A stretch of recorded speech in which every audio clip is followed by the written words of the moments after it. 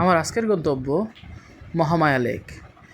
এখান bus stand থেকে দামাদামি করে 100 টাকা ভাড়া ঠিক করে বাসে উঠে যাই। তারপরে প্রাকৃতিক সৌন্দর্য দেখতে দেখতে এসে নামলাম মহামায়া লেকের যে রাস্তাটা, সেখানে নেমে মহামায়া লেক লেখা আছে এখানে রাস্তার ওপরেই।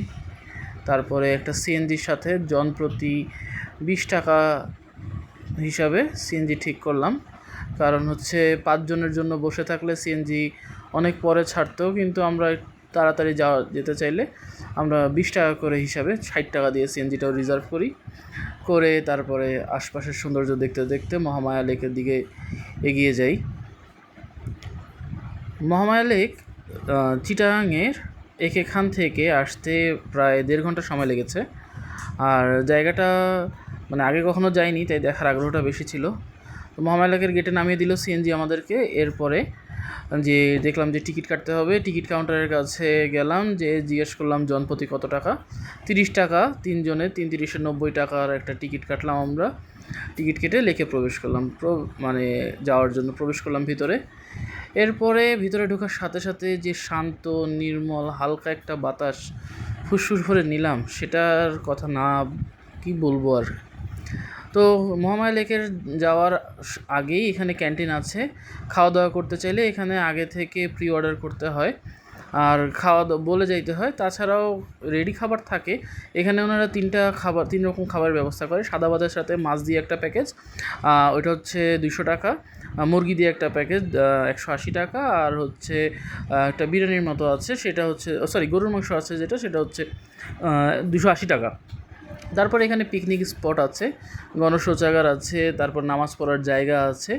এটা লেকের আগেই পড়বে যাইতে। এই যে এখানে ইবাদতখানা লেখা আছে। এইখানে এই যে বাংলাদেশ পানি উন্নয়ন বোর্ডের একটা ছোট্ট অফিস। তারপরে ঢাল বেয়ে উপরে উঠছি। মহামায়া লেকটা হচ্ছে এই ঢালের ওই পারটাতে।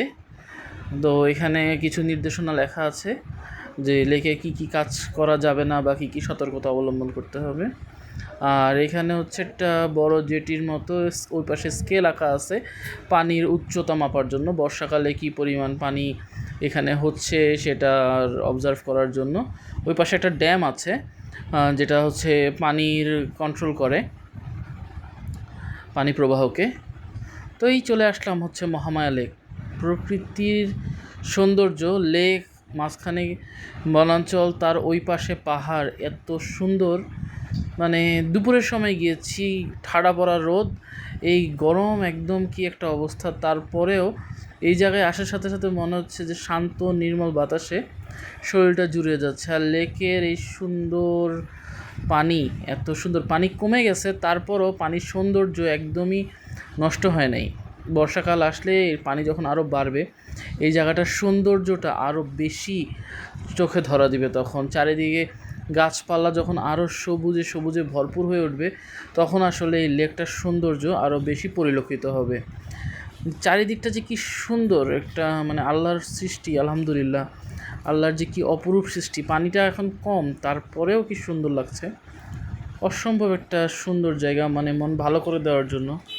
কখনো যদি মনে হয় যে নিজেকে সময় দেওয়ার জন্য একটা নির্মল পরিবেশ দরকার, মহামায়া লেকের এখানে এসে যদি নিজের সাথে সময় কাটানো যায়, কিছুক্ষণ বসে থাকা যায়, সেটাও অনেক সুন্দর।